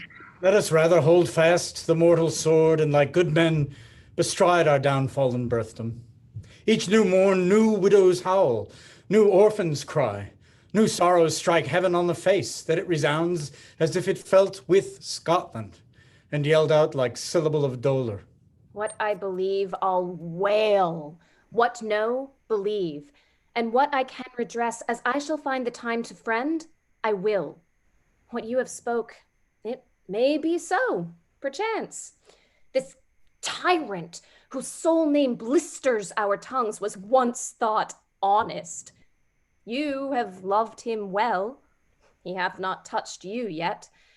I am young, but something you may deserve of him through me, and wisdom to offer up a weak, poor, innocent lamb to appease an angry God. I am not treacherous. But Macbeth is. A good and virtuous nature may recoil in an imperial charge, but I shall crave your pardon. That which you are, my thoughts cannot transpose. Angels are bright still, though the brightest fell. Though all things foul would wear the brows of grace, yet grace must still look so. I have lost my hopes. Perchance even there where I did find my doubts. Why in that rawness left you wife and child, those precious motives, those strong knots of love, without leave-taking? I pray you, let not my jealousies be your dishonors, but mine own safeties. You may be justly right, whatever I shall think. Bleed, bleed, poor country.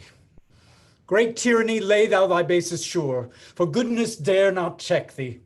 Wear thou thy wrongs, The title is afeard. Fare thee well, Lord.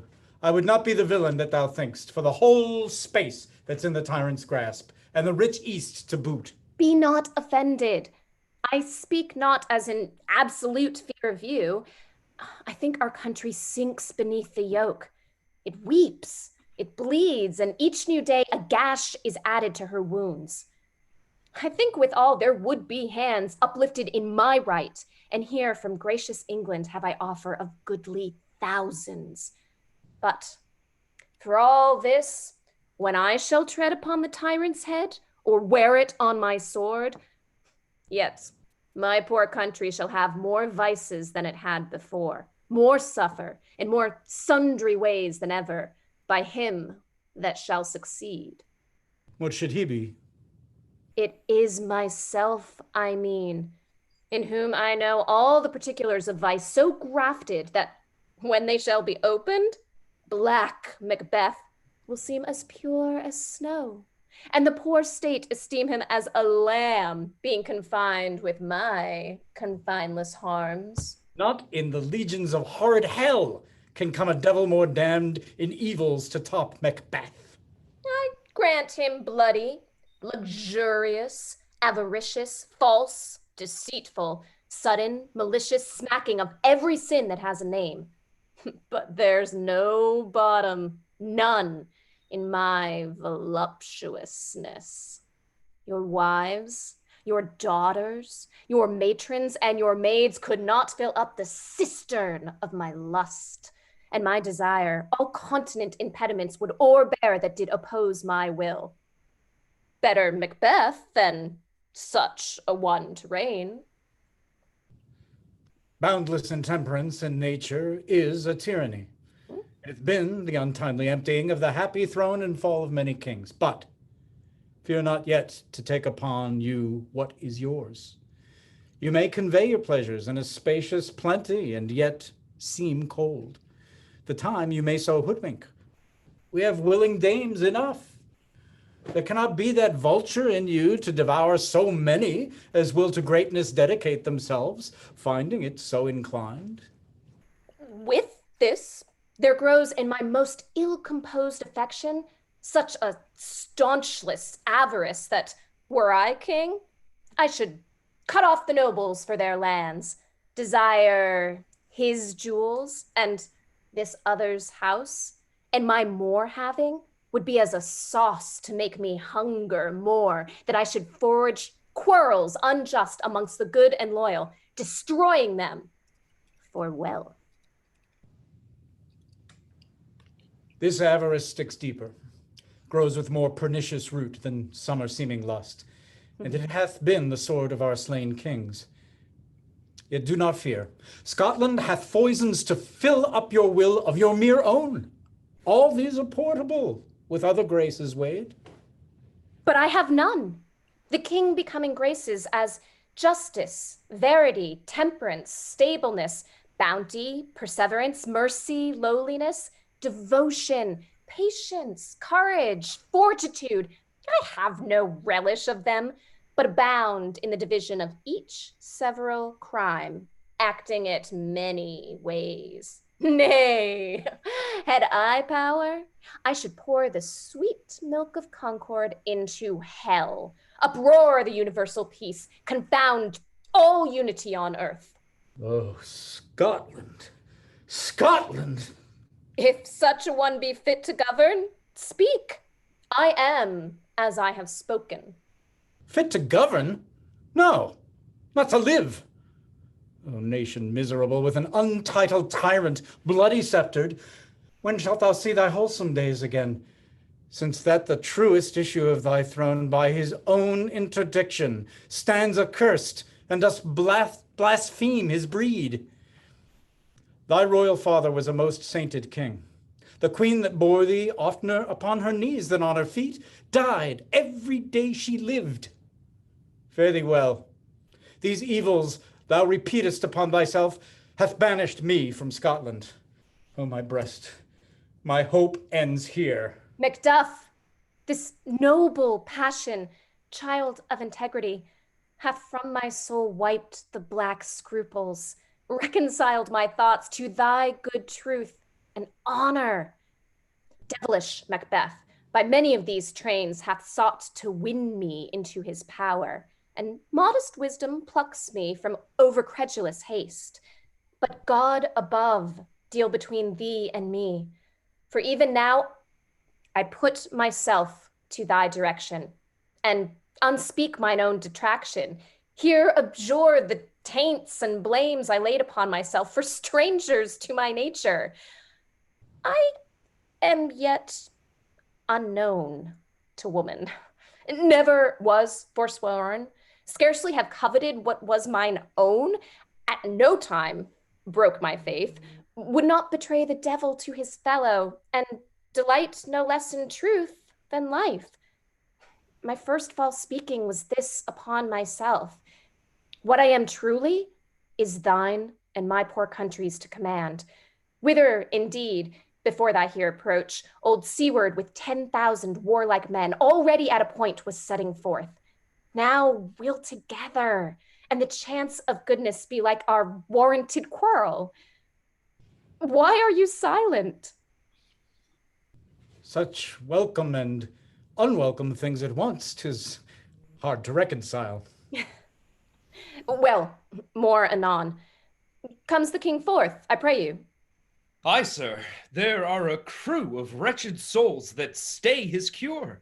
Their malady convinces the great assay of art, but at his touch such sanctity hath heaven given his hand, they presently amend. I thank you, doctor. What's the disease he means? 'Tis called the evil, a most miraculous work in this good king, which often since my here remain in England, I have seen him do. How he solicits heaven himself best knows, but strangely visited people, all swollen and ulcerous, pitiful to the eye, the mere despair of surgery he cures, hanging a golden stamp about their necks, put on with holy prayers, and 'tis spoken, to the succeeding royalty he leaves the healing benediction. With this strange virtue, he hath a heavenly gift of prophecy, and sundry blessings hang about his throne that speak him full of grace. See who comes here. My countryman, but yet I know him not. My ever gentle cousin, welcome hither. I know him now. Good God, betimes remove the means that make us strangers. Sir, amen. Stands Scotland where it did. Alas, poor country, almost afraid to know itself. It cannot be called our mother, but our grave, where nothing is, but who knows nothing is seen to smile, where sighs and groans and shrieks that rent the air are made, not marked, where violent sorrow seems a modern ecstasy.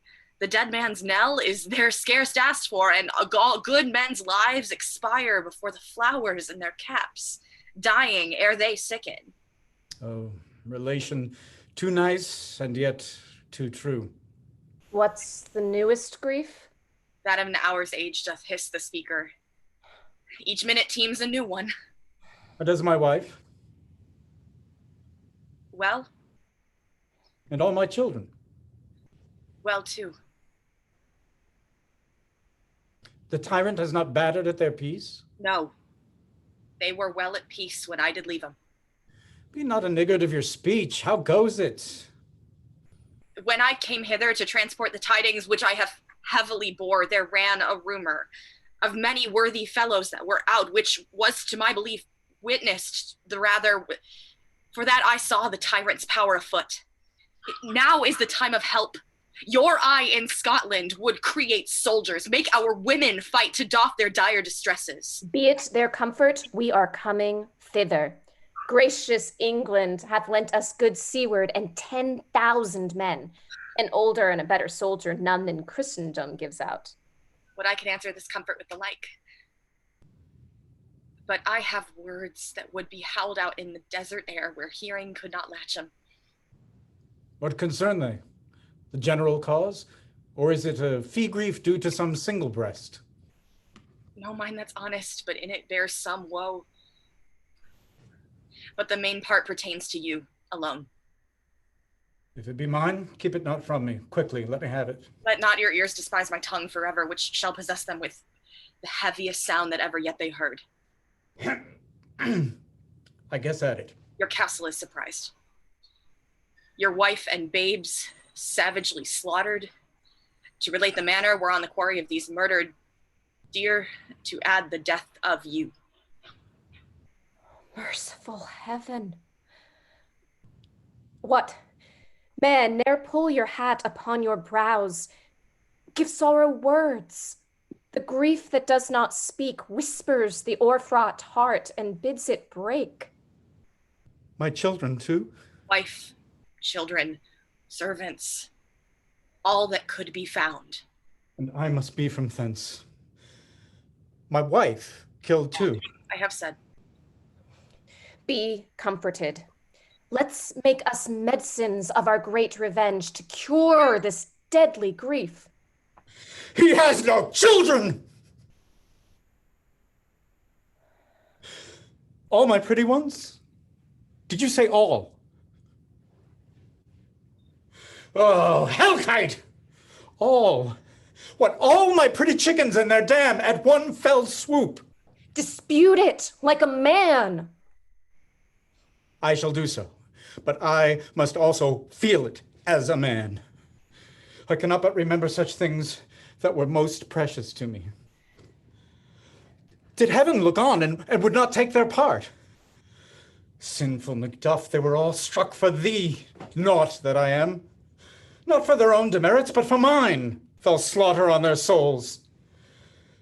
Heaven rest them now. Be this the whetstone of your sword.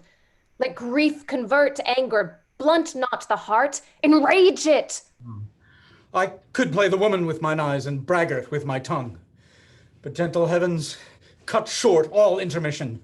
Front to front, bring thou this fiend of Scotland and myself.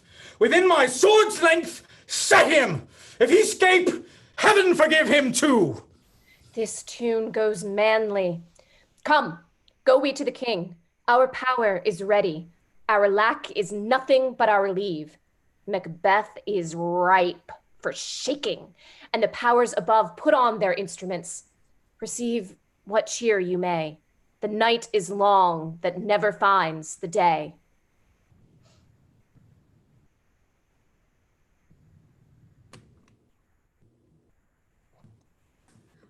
I have 2 nights watched with you, but can perceive no truth in your report. When was it she last walked? Since His Majesty went into the field, I have seen her rise from her bed, throw her nightgown upon her, unlock her closet, take forth paper, fold it, write upon it, read it, afterwards seal it, and again return to bed. Yet all this while in a most fast sleep. A great perturbation in nature to receive at once the benefit of sleep and do the effects of watching. In this slumbery agitation, beside her walking and other actual performances, what at any time have you heard her say? That, sir, will I not report after her. You may to me, and 'tis most meet you should. Neither to you nor anyone, having no witness to confirm my speech. Lo, you, here she comes. This is her very guise, and upon my life, fast asleep. Observe her. Stand close. How came she by that light? Why, it stood by her. She has light by her continually. 'Tis her command. You see, her eyes are open. Aye, but their sense are shut. What is it she does now? Look how she rubs her hands. It is an accustomed action with her to seem thus washing her hands. I have known her continue in this a quarter of an hour. Yet is a spot. Hark, she speaks. I will write down what comes from her to satisfy my remembrance the more strongly. Out, damn spot. I say. 1, 2. And it's time to do it. Hell is murky. Fie, my lord, fie. A soldier and afeard. What need we fear? Who knows it when none can call our power to account? Who would have thought the old man to have so much blood in him? You mark that. The Thane of Fife had a wife. Where is she now? What will these hands never be clean? No more of that, my lord, no more of that. You mar all this starting. Go to. You have known what you should not. She has spoke what she should not. I am sure of that. Heaven knows what she has known. Here's the smell of blood still. All the perfumes of Arabia will not sweeten this little hand. Oh, oh, oh. What a sigh is there? The heart is sorely charged. I would not have such a heart in my bosom for the dignity of the whole body. Well. Pray God it be, sir. This disease is beyond my practice, yet I have known those which have walked in their sleep, who have died holily in their beds. Wash your hands. Put on your nightgown. Look not so pale. I tell you again, Banquo's buried, so cannot come out scrape. Even so. To bed, to bed. There's knocking at the gate. Come. Give me your hand. What's done cannot be undone. To bed. To bed. Will she go now to bed? Directly. Foul whisperings are abroad. Unnatural deeds do breed unnatural troubles. Infected minds to their deaf pillows will discharge their secrets. More needs she the divine than the physician. God forgive us all. Look after her. Remove from her the means of all annoyance and still keep eyes upon her. So good night. My mind she has mated and amazed my sight. I think but dare not speak. Good night, good doctor.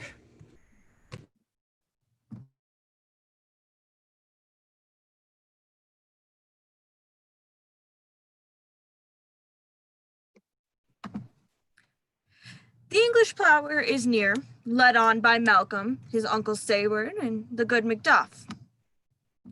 Revenges burn in them, for their dear causes would to the bleeding and the grim alarm excite the mortified man.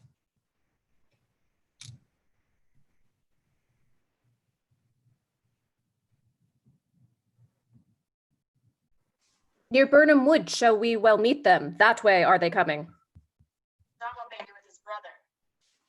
For certain, sir, he is not. I've a file of all the gentry. There is Seward's son and many unrough youths that even now protest their first of manhood. What does the tyrant? Great Dunsname he strongly fortifies. Some say he's mad, others that lesser hate him do call it valiant fury. But for certain he cannot buckle his distempered cause without the belt of rule. Now does he feel his secret murders sticking on his hands. Now minutely revolts upbraid his faith breach. Those he commands move only in command, nothing in love. Now does he feel his title hang loose about him like a giant's robe upon a dwarfish thief.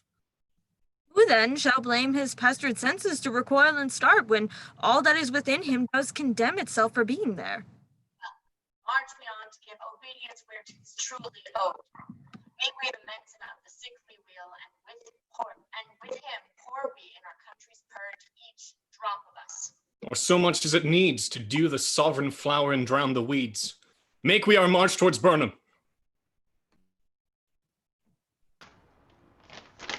Bring me no more reports.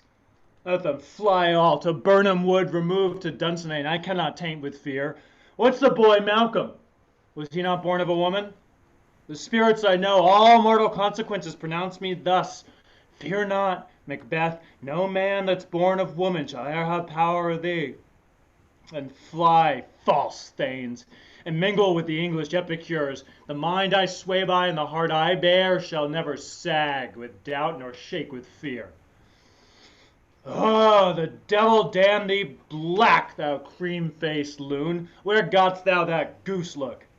There is 10,000. Peace, villain! Soldiers, sir! Oh, prick thy face and o'erhead thy fear, thou lily-livered boy. What soldiers, Patch? Death of thy soul! What is linen cheeks of thine are counselors to fear? What soldiers, Wayface? Oh, the English force, so please you. Take thy face hence. Satan! Satan, I am sick at heart. When I behold Satan! This push will cheer me ever or deceit me now. I have lived long enough. My way of life has fallen into the seer, the yellow leaf, and that which should accompany old age, as honor, love, obedience, troops of friends, I must not look to have, but in their stead curses, not loud but deep, mouth honor, breath which the poor heart would fain deny and dare not. Satan! What's your grace's pleasure? What news more? All is confirmed, my lord, which was reported. I'll fight till from my bones my flesh be hacked. Give me my armor. Not yet. I'll put it on. Send out more horses, scur the country round, hang those that talk of fear. Give me mine armor. How does your patient, doctor? Not so sick, my lord, as she is troubled with thick coming fancies that keep her from her rest. Cure her of that. Canst thou not minister to a mind diseased? Pluck from the memory a rooted sorrow, raise out the written troubles of a brain, and with some sweet, oblivious antidote cleanse the stuffed bosom of that perilous stuff which weighs upon the heart? Therein the patient must minister to himself. The physic to the dogs, I'll none of it. Come, put mine armor on, and give me my staff.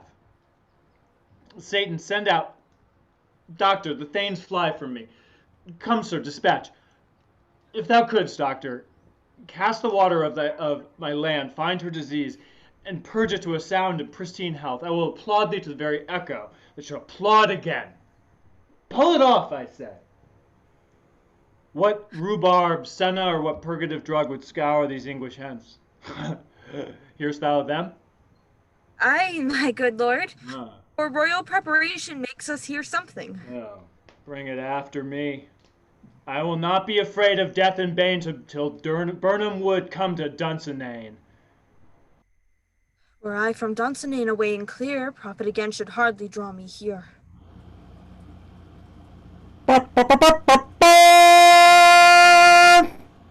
Cousins, I hope the days are near at hand that Chambers will be safe.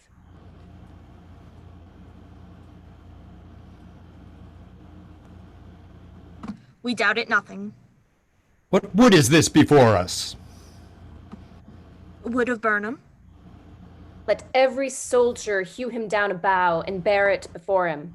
Thereby shall we shadow the numbers of our host and make discovery err in report of us.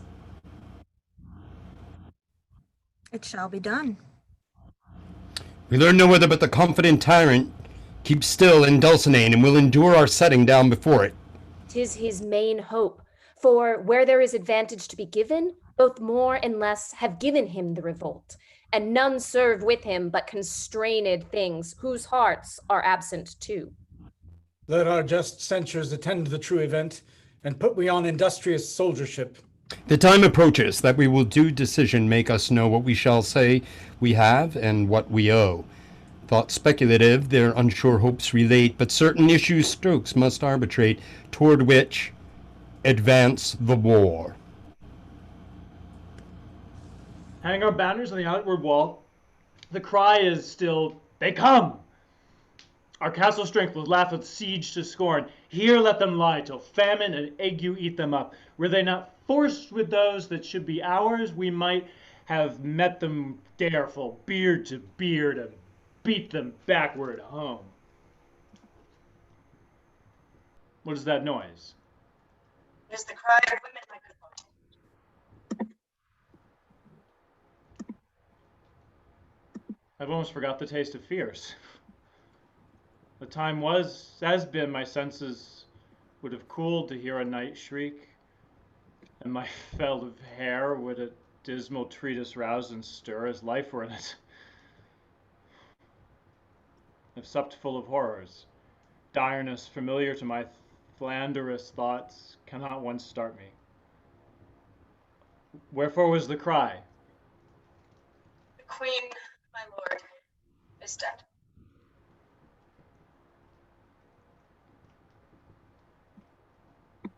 She should have died hereafter. There would have been time for such a word.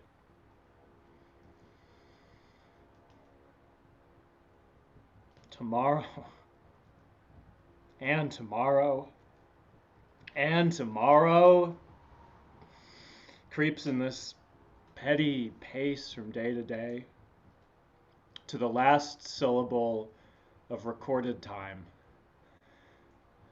And all our yesterdays have lighted fools the way to dusty death. Out, out, brief candle.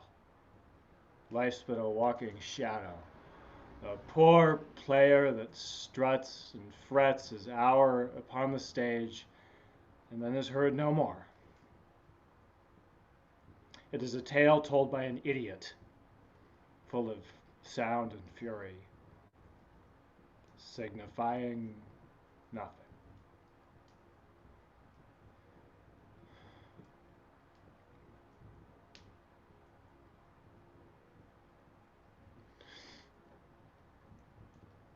Thou comes to use thy tongue, thy story quickly. Gracious, Have you no tongue? gracious my lord, I should report that which I say I saw, but know not how to do it. I'll say, sir. As I did stand my watch upon the hill, I looked towards Burnham, and anon methought the wood began to move. Liar and slave. Let me endure your wrath if it be not so. Within this 3 mile may you see it coming, I say, a moving rope. If thou speakst false, upon the next tree shalt thou hang alive till famine cling thee. If thy speech be sooth, I care not if thou dost for me as such. I pull in resolution and begin to doubt the equivocation of the fiend that lies like truth. Fear not till Burnham Wood do come to Dunsinane, and now a wood comes to Dunsinane. Arm! Arm! And out! If this which he avouches does appear, there is nor flying hence nor tarrying here. I begin to be aweary of the sun, and wish the estate of the world were now undone. Ring the alarm bell. Blow wind, come rack, at least we'll die with harness on our back.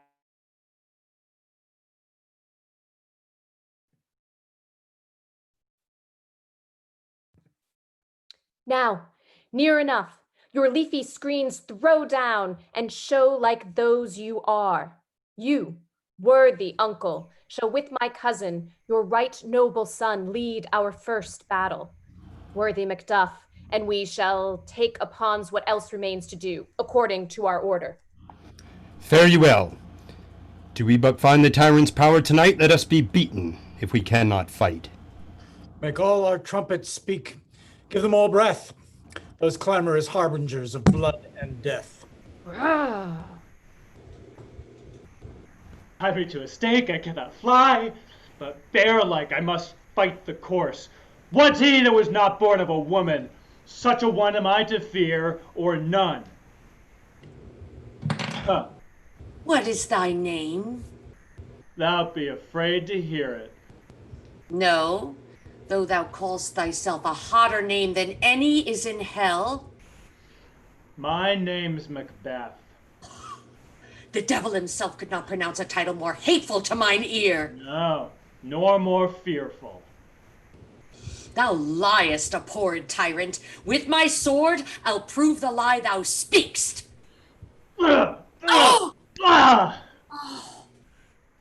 Thou wast born of woman! But swords I smile at, weapons laugh to scorn, brandished by man that's of woman born. That way the noise is. Tyrant, show thy face! If thou beest slain, and with no stroke of mine, my wife and children's ghosts will haunt me still. I cannot strike at wretched kerns whose arms are hired to bear their slaves. Either thou, Macbeth, or else my sword with an unbattered edge I sheathe again undeeded. There shouldst be, by this great clatter, one of greatest note seems bruited. Let me find him, Fortune, and more I beg not. This way, my lord. The castle's gently rendered. The tyrant's people on both sides do fight. The noble thanes do bravely in the war. The day almost itself professes yours, and little is to do. We have met with foes that strike beside us. Enter, sir, the castle. Why should I play the Roman fool and die upon my own sword? Whiles I see lives, the gashes do better upon 'em. Turn, hellhound, turn! Of all men else I have avoided thee, but get thee back. Thy soul is too much charged with blood of thine already. I have no words. My voice is in my sword. Thou bloodier villain than terms can give thee out! Ha! Thou losest labor! As easy mayest thou with the entrenchant air with thy keen sword impresses make me bleed. Let fall thy blade on vulnerable crests. I bear a charmed life, which must not yield to one of woman born. Despair thy charm, and let the angel whom thou still hast served tell thee, Macduff was from his mother's womb untimely ripped. Accursed be the tongue that tells me so, for it hath cowed my better part of man. And be these juggling fiends no more believed, then palter with us in double sense to keep the word of promise to our ear and break it to our hope. I'll not fight with thee. Then yield thee, coward, and live to be the show and gaze of the time. We'll have thee, as our rarer monsters are, painted on a pole, and under it, here may you see the tyrant. I will not yield. To kiss the ground before young Malcolm's feet, and to be baited with the rabble's curse. Though burning wood become to Dunsinane, and thou opposed, being of no woman born, yet I will try the last. Before my body I throw my warlike shield. Lay on, Macduff, and damn be him that first cries, hold, enough!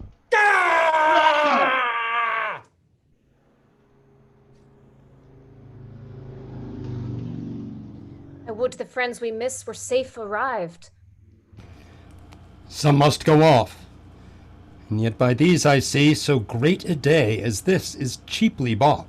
Macduff is missing, and your noble son. Your son, my lord, has paid a soldier's debt. He only lived till that he was a man, the which no sooner his prowess confirmed. In the unshrinking station where he fought, but like a man he died. Then he is dead. Aye, and brought off the field. Your cause of sorrow must not be measured by his worth, for then it hath no end. Had he his hurts before? Aye, on the front. Why then God's soldier be he. Had I as many sons as I have hairs, I would not wish them to a fairer death. And so his knell is knolled. He's worth more sorrow, and that I'll spend for him. He's worth no more. They say he parted well and paid his score, and so God be with him. Here comes newer comfort. Hail, King, for so thou art. Behold, where stands the usurper's cursed head? The time is free! I see thee compassed with thy kingdom's pearl, that speak my salutation in their minds, whose voices I desire aloud with mine. Hail, King of Scotland! Hail, King of Scotland! Hail, King of Scotland! O King of Scotland. We shall not spend a large expense of time before we reckon with your several loves and make us even with you. My thanes and kinsmen, henceforth be earls, the first that ever Scotland in such an honor named. What's more to do, which would be planted newly with the time, as calling home our exiled friends abroad that fled the snares of watchful tyranny, producing forth the cruel ministers of this dead butcher and his fiend-like queen, who, as 'tis thought, by self and violent hands took off her life. This, and what needful else that calls upon us, by the grace of grace, we will perform in measure, time, and place.